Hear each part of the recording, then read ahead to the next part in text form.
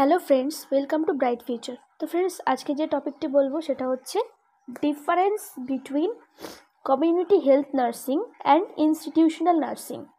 তো community health nursing and institutional নার্সিংয়ের মধ্যে কী পার্থক্য আছে সেটা আমরা দেখব।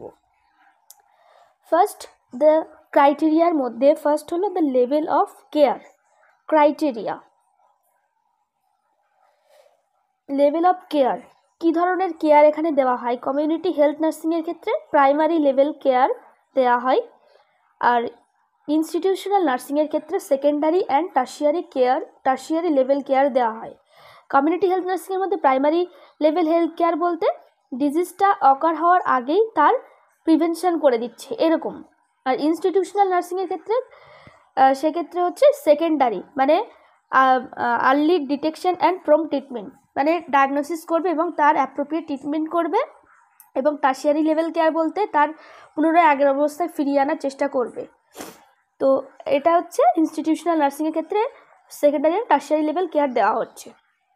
দ্য নেচার অফ হেলথ কেয়ারের নেচারটা কেমন? এটা হচ্ছে কম্প্রিহেন্সিভ, ব্যাপক, promotive, preventive and curative and rehabilitative continuous care. এখানে ব্যাপক, প্রচারমূলক এবং প্রিভেন্টিভ বলতে এখানে প্রতিরোধমূলক, কিউরেটিভ মানে একদম পুরো সারিয়ে তোলা হয়, আর রিহ্যাবিলিটেটিভ বলতে যে পেশেন্টকে পুনরায় আগের অবস্থায় ফিরিয়ে আনা, অ্যান্ড কন্টিনিউয়াস কেয়ার, যেহেতু এটা হোম বেসড ট্রিটমেন্ট, একটা কন্টিনিউয়াস হোম ভিজিটের মাধ্যমে আমরা কী করি, একটা কন্টিনিউয়াস কেয়ার দিই। তো এটা একটা কন্টিনিউয়াস কেয়ার প্রোভাইড করা হয় কমিউনিটি পিপলদের। বাট ইনস্টিটিউশনাল নার্সিংয়ের ক্ষেত্রে mainly diagnostic and therapeutic care, মানে এটা হচ্ছে মেনলি ডায়াগনস্টিক অ্যান্ড থেরাপিউটিক কেয়ারের ক্ষেত্রে, and episodic care when the person is sick, এবং হচ্ছে যদি সেই ব্যক্তি যদি অসুস্থ থাকে তাহলে তাকে একটা এপিসোডিক কেয়ার, মানে একটা নির্দিষ্ট দিনে হয়তো ডক্টর বললো যে আপনাকে এই দিনে চেক আপ করাতে হবে, তো একটা নির্দিষ্ট এপিসোডিক বলতে একটা নির্দিষ্ট পর্বে গিয়ে ট্রিটমেন্ট করানো এরকম। দেন হচ্ছে প্লেস অফ ওয়ার্ক।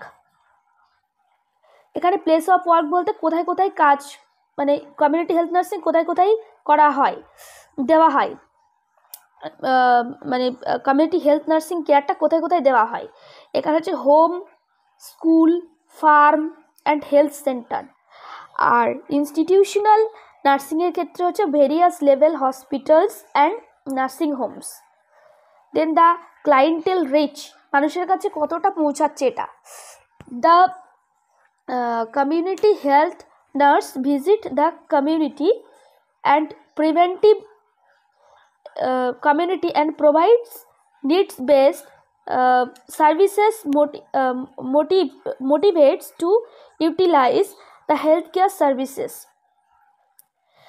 হচ্ছে কমিউনিটি হেলথ নার্স হচ্ছে একটা নির্দিষ্ট দিন অন্তর অন্তর গিয়ে হোম ভিজিট করছে এবং প্রোভাইড করছে নিড বেস সার্ভিসগুলো এবং মোটিভেট করছে হেলথ কেয়ার সার্ভিসেসের উপরে। আর এখানে হচ্ছে ইনস্টিটিউশনাল নার্সিংয়ের ক্ষেত্রে হচ্ছে the patient comes to hospital and demands for health care. Patient হসপিটালে আসছে এবং ডিম্যান্ড করছে হেলথ কেয়ার সার্ভিসেসের জন্য, and services are rendered as required. পেশেন্টের যেমন দরকার সেরকম কেয়ার প্রোভাইড করা হচ্ছে ইনস্টিটিউশনাল নার্সিংয়ের মাধ্যমে। Then roles and responsibilities, more of independent role, makes decisions and take decisions based on situation, accountable for care. এখানে হচ্ছে ইন্ডিপেন্ডেন্ট রোল প্লে করছে and makes decisions, takes decisions based on সিচুয়েশনের উপর base করে decision তৈরি করছে এবং সেরকম ডিসিশন নিচ্ছে এই কেয়ারের উপর বেস করে। অ্যান্ড দেন হচ্ছে মোর ইনস্টিটিউশনাল নার্সিংয়ের ক্ষেত্রে হচ্ছে more of dependent role carries, example like that carries on medical and administrative orders. এখানে মেডিকেল অ্যান্ড অ্যাডমিনিস্ট্রেটিভ রোলের উপর বেস করে এখানে ডিপেন্ডেন্ট একটা রোল প্লে করছে। দেন ওয়ার্ক এনভায়রনমেন্টটা কেমন এখানে কমিউনিটি হেলথ নার্সিংয়ের ক্ষেত্রে? Primary level health care facilities to provide generalised health care nursing services. Primary health